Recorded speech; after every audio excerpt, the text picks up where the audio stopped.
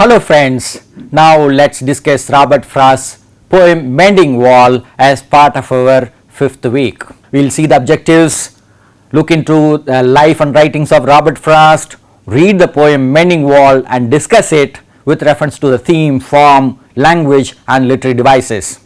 We will also see some aspects of human relationships and reflections on life which will be useful to us. In this presentation, we will also compare Amitav Ghosh's novel The Shadow Lines with Robert Frost's poem Mending Wall, as both of them deal with the limitations of boundaries. We will see some takeaways at the end of the poem and summarize our discussion. Let's see the objectives now. To give a brief account of the life and writings of the famous American poet Robert Frost. To discuss Robert Frost's poem Mending Wall, which is again a very well known poem. To investigate the authority of ancient wisdom and the modern reason about the fences between neighbors. That's what we mean by boundaries. These fences symbolize boundaries between people. To explore the benefits and problems of building walls between human beings in a community and in the world. What is the role of walls or building walls between human beings, between neighbors, between villages, between towns, between countries? These are the questions which are addressed in this poem. To consider human relationships and reflections on life from the poem for our own pragmatic use. And finally, to compare Amitav Ghosh's The Shadow Lines with Robert Frost's poem Mending Wall. Now let's see Robert Frost's life. He was born in 1874 and he died in 1963. He is one of the most loved poets of the United States and of the world. He is primarily a poet and a lecturer. Occasionally he was playing the role of an ambassador to Russia and to Israel. He was a poet laureate of Vermont in 1961. As an unusual gesture, he was recognized by the President John F. Kennedy with a request for the inaugural poem of the presidency. With this poem, The Gift Outright.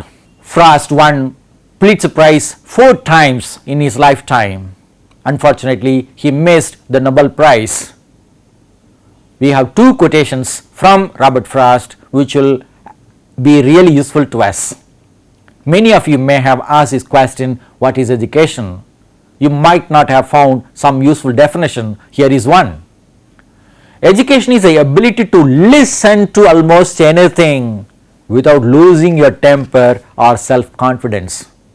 You must have your self-confidence, but you must not lose your temper, that is, you must not become angry when you listen to anybody at any time. That ability to listen and remain oneself calm and quiet is something called education according to Robert Frost.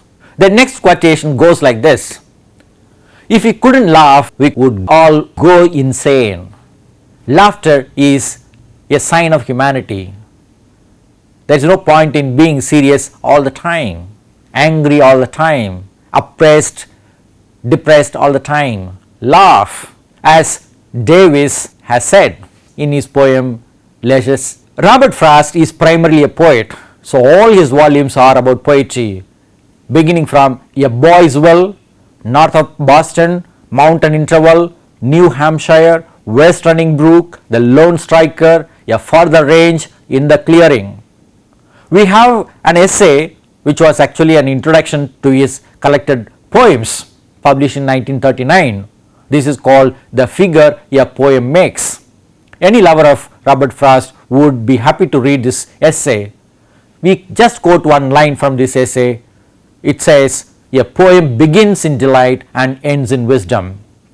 First of all, the poet feels happy and then certain kind of wisdom comes at the end.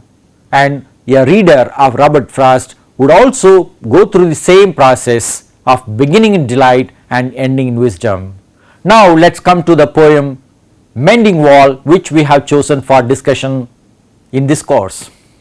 This poem was actually written in England and later published in north of Boston in 1914. Robert Frost himself had an experience of mending walls in his farm in New England. When Frost visited Scotland and England, he understood that life was larger than his own farmyard. He had developed an inclusive vision of life when he visited Scotland and England. Because it is a very popular poem, it is also often anthologized. You will find it in many anthologies and textbooks. However, it is also most often misunderstood because of the complex ideas that Robert Frost brings into this poem of suggesting a wall and then suggesting that we don't need a wall. Here are the lines. We have totally 45 lines. Let's read them now.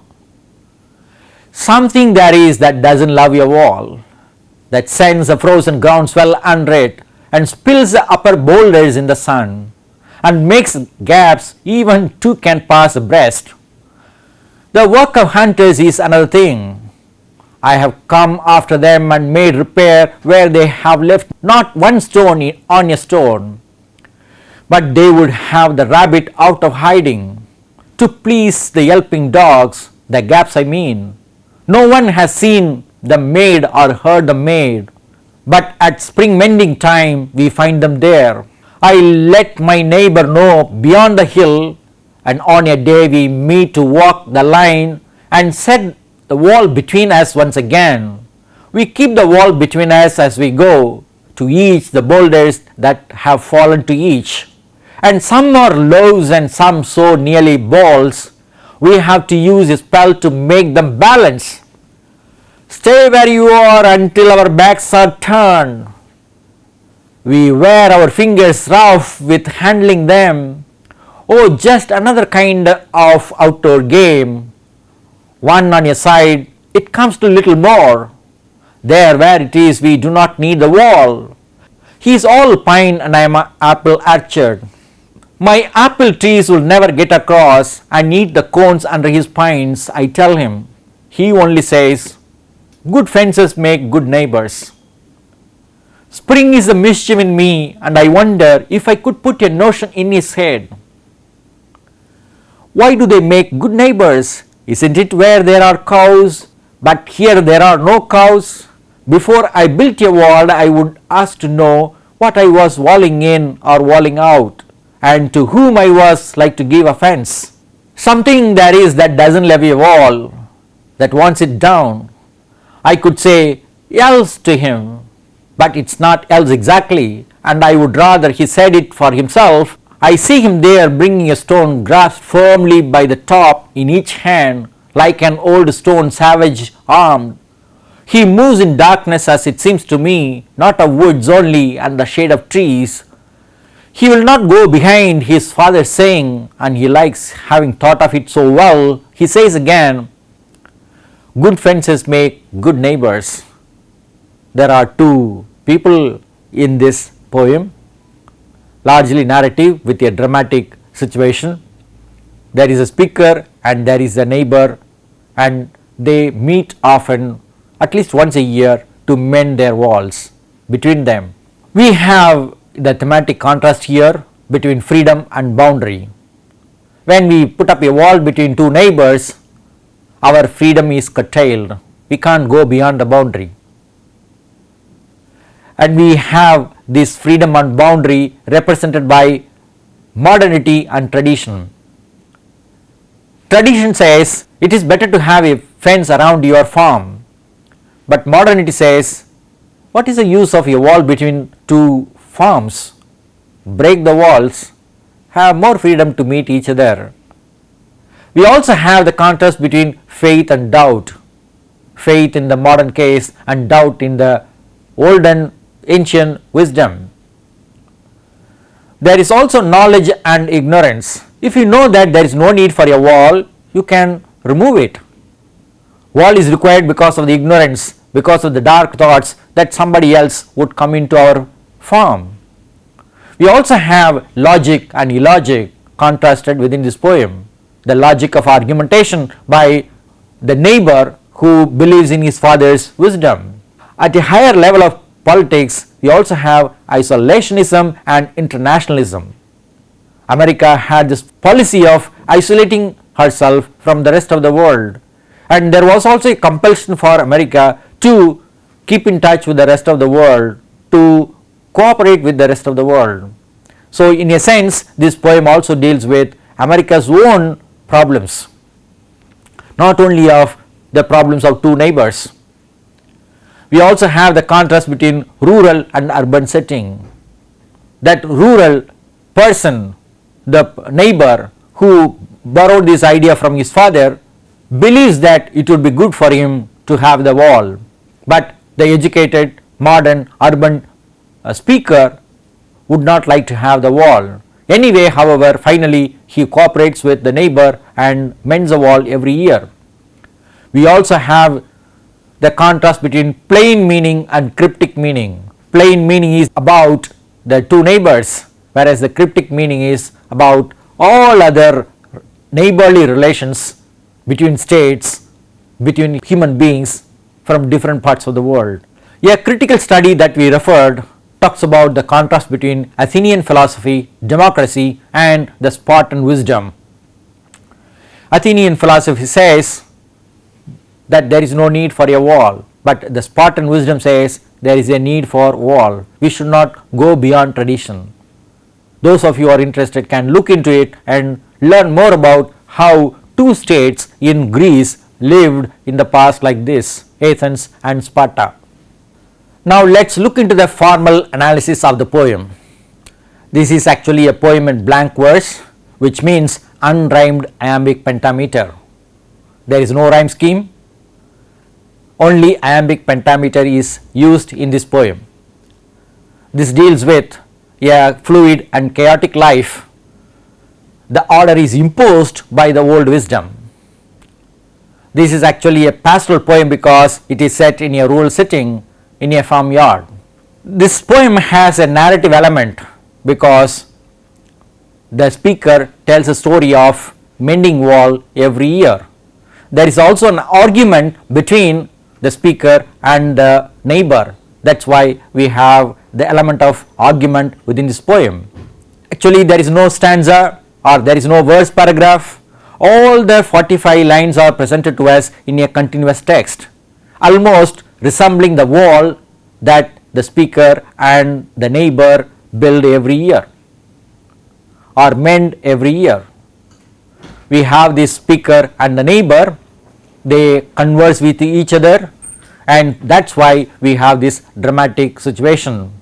There is a conflict between the speaker and the neighbor, and that conflict is all about building and mending this wall every year, about the need for this wall building or wall mending.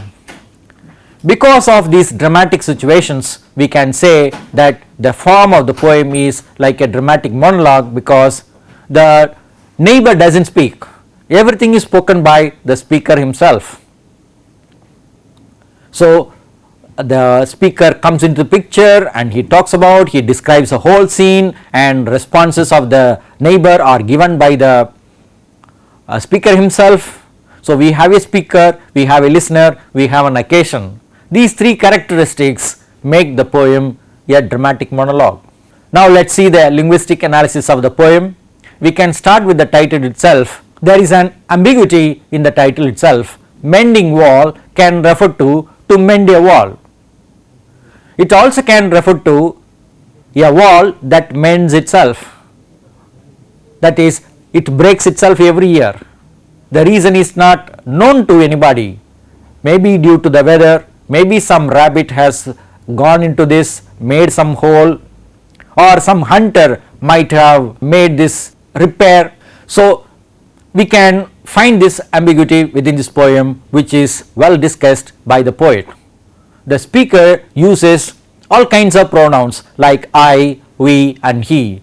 He uses I refer to himself, we to refer to both of them, that is the speaker and the neighbor, and when he speaks only about the neighbor, the speaker uses he.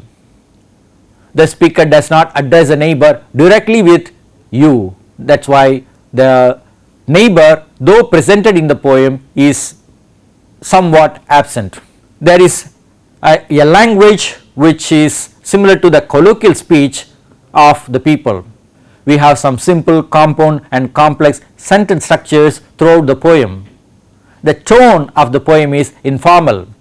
Occasionally the speaker makes us understand by use of words like the gaps I mean, I tell him. There is an ironic attitude to the neighbor and also to the reader. The neighbor is ignorant. Similarly, the reader is perhaps ignorant. The poem is an attempt to educate the neighbor and also the reader about the need for breaking walls and having a free world. The whole poem presents a humorous view of mending the wall as an outdoor game. Something like a game, these two people meet each other and do it every year. But the question remains, the question is very strong, and the word why is also emphasized by the poet himself. Why do they make good neighbors? Good fences make good neighbors, says the neighbor. So the speaker emphatically asks this question, why do they make good neighbors? Do we need fences to make good neighbors? Can't we make good neighbors ourselves? Do we need some external support like this, some external authority, some kind of religion, some kind of politics, social organization, law? That's how the poem becomes a larger site for discussing several aspects concerning humanity. But the poem ends with the ancient proverb which is used by the neighbor. It is repeated two times, one in line 27 and line 45. The line goes like this, it has become proverbial, people often quote this, good fences make good neighbors. People who don't want to have problem with others, they raise a fence. You go to a town or a village, anywhere you will always find some kind of fence between people. Some walls, huge walls, you can't even oversee the other side. And we have fences around countries. We have border forces to protect our boundaries. So what are we doing with ourselves? To protect ourselves, what are we doing? By making boundaries. But in nature there is no boundary. Even between the ocean and the land there is no boundary. It is not well marked. Anytime the boundary can change. What you see in the morning, the boundary in the seashore will be changed in the afternoon or in the evening or the next day. But in human beings, why do we have such boundaries? And these boundaries actually create lot of political, social, emotional problems for individuals and states. When we come to the literary analysis, we can see the symbol of the wall for boundary between individuals and nations, and actually it can also refer to some psychological boundaries that we build within our mind, some mindsets, some narrow thinking by following certain ways of life. The kind of stereotypical thinking that we have may be represented by this wall. The darkness referred to in the poem stands for ignorance. We have some metaphor in, and some are loaves and some more nearly balls. Loaves in squares or in rectangles, and balls. There are different kinds of walls, stones, bricks which are used to make this wall. We have the simile in like an old stone, savage armed. And the neighbor is thought about in primitive terms, a savage with a stone in his hand to attack the speaker. It may be there or may not be there, but there is a kind of imagination that others are out to attack us. We have some element of humor in this passage. Oh, just another kind of outer game, one on a side. The wall is in between them, they stand outside this wall on both sides and they play a game. What a kind of game it is when they don't see each other. Just building the wall is a game. We have hyperbaton, that is inversion of word order in the very first line. Something there is that doesn't love your wall. Normally would say there is something that doesn't love your wall. We have alliteration in, before I built a wall, I would ask to know what I was walling in or walling out. We have enjambment and also caesura in the following passage. My apple trees will never get across and eat the cones under his pines. There is a comma that indicates a caesura. Then we have I tell him. From get across we move to and eat continuously. That's why it is enjambment, that is run on line. We have irony in the following passage. He will not go behind his father's saying, and he likes having thought of it so well. He says again, good fences make good neighbors. We have borrowed the idea from somebody else, from our forefathers, but then we say that we thought it out well for ourselves. So the borrowed idea becomes our own idea, or at least we pretend that this is our own idea. That's where we have the irony. We have human relationships in this poem because we have two characters. They interact with each other. They are the speaker and the neighbor. They meet once a year to mend the wall. The primary purpose of meeting is to mend the wall. They don't have anything else to deal with them. They don't have anything to ask about their welfare, about their health, about their children, or about their future, or about the prosperity that they have in their farms. The speaker does not believe in the wall, but the neighbor believes in it. So they agree to mend the wall every year and meet it. Ironically again, it is the speaker who goes to the neighbor and asks him to come and mend the wall. The neighbor is not shown to us coming to the speaker, come on, let's mend the wall. They meet at least once during the time of mending the wall. They meet and discuss the need for wall, though they have opposing opinions. The speaker and the neighbor live by their own beliefs, whether self-generated as in the case of the speaker, that is the Athenian philosophy, or borrowed one as in the case of the neighbor, which is found in the Spartan wisdom. The poem Mending Wall begins in philosophy and ends in wisdom. So to quote Robert Frost, we can say the poem begins in delight and ends in wisdom. The wisdom of understanding several perspectives, several points of view on the same issue, that is the wall between the neighbors, between two neighbors in a village, between two countries, between two planets. You can add more and more points. Wherever we have some boundary, imaginary or real, the problem of mending the wall will always coming in. Countries, even when they don't have a fixed boundary, they redraw the lines. They fight with each other. They claim that boundary line is there or there, here, there. And in certain cases where we have water or where we have ice and snow caps, where is the boundary? The location actually keeps changing. There are certain reflections on life here in the form of some questions. How do we live with our neighbors? Do we live with them quarreling or cooperating? When we quarrel, we need this boundary. When we don't quarrel, we can simply cooperate with each other and live our life well. What beliefs do we bring into our interactions with people? Do we have thoughts that we generated on our own, or have we borrowed ideas from others and claimed them to be our own? How do we think about each other? How do we treat each other? How do we look at each other, positively or negatively, rating high or low? How do our attitude, behavior and character affect our relationships? We have some serious question here. It's a historical incident. Why did the Germans build the Berlin Wall in 1961 and later break it in 1989 after many years? Because of this misunderstanding and then understanding that they need each other.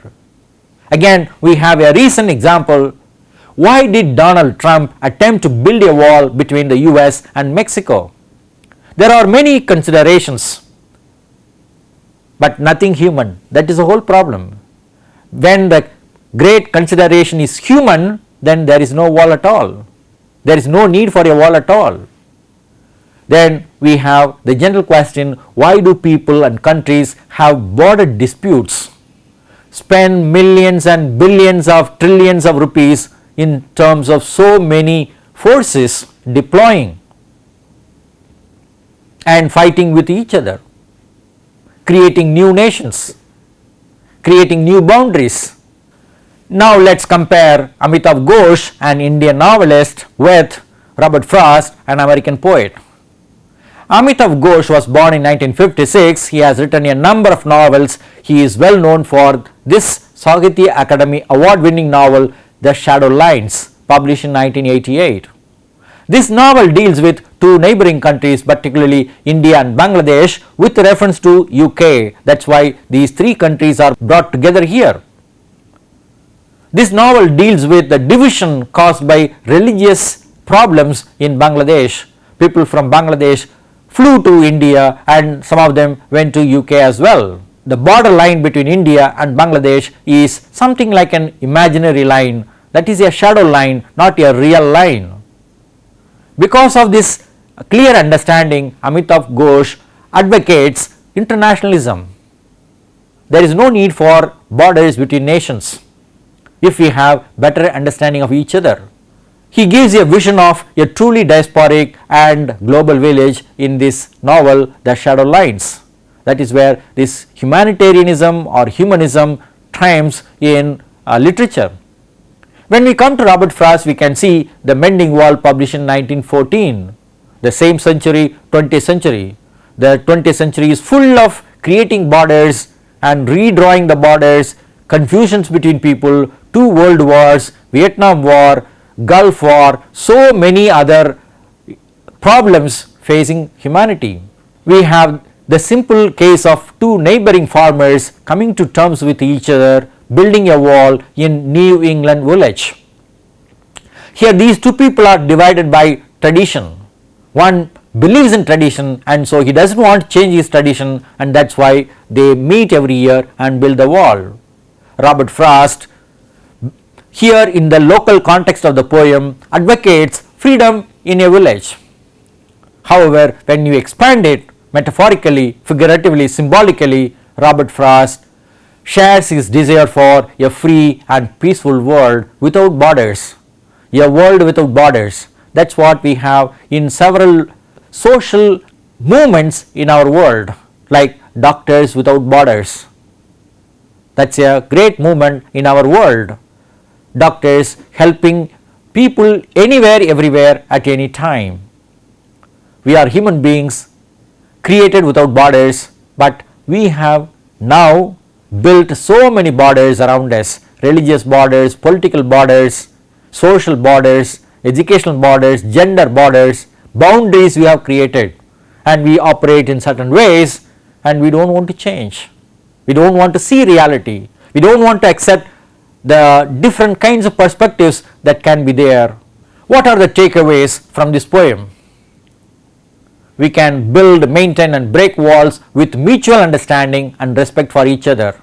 Understanding each other, respecting each other, these are the most important things for us. Just because one has more money, just because one has more military power, does not mean that one can oppress another person and create a boundary and have compulsions to operate. We can discuss and debate, but we should not destroy ourselves. We can find out the values that the other person has in his activities, appreciate, value those beliefs or values. We can live peacefully with our neighbors. It is our choice.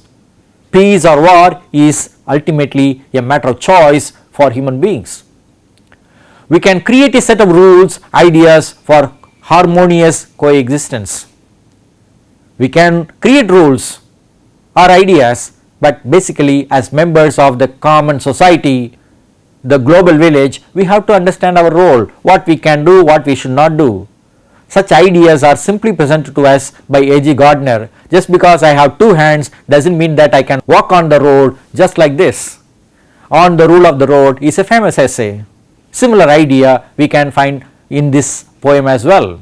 We can study nature to appreciate the principles of living. Look at how the whole nature is presented to us. There is an order, we can follow it. We have that order, but somehow or other we have alienated ourselves from nature, and therefore we cause sufferings to ourselves and we destroy nature also in the process. In this presentation, we have seen the objectives of discussing Robert Frost's poem Mending Wall. We began with his life and writings, we read the poem, looked into the thematic, formal, linguistic and literary aspects of the poem. We discussed certain ideas relating to human relationships and reflections on life. We compared Amitav Ghosh's novel The Shadow Lines with Robert Frost's poem Mending Wall to understand the problems or the intricacies in creating borders and removing borders. We have seen this historically. Some countries like Germany have created walls and then broken walls, and such drawing and redrawing of boundaries happens across the world. If we have better understanding ourselves, we can live in a harmonious world. It is up to us. The choice is within us. That is what we take from this poem. Here are some references for you. You can look at these references and help yourself. We refer to this Athenian and Spartan philosophies. We have these ideas in the first essay here, the laconic response, Spartan and Athenian mindsets in Robert Frost's Mending Wall.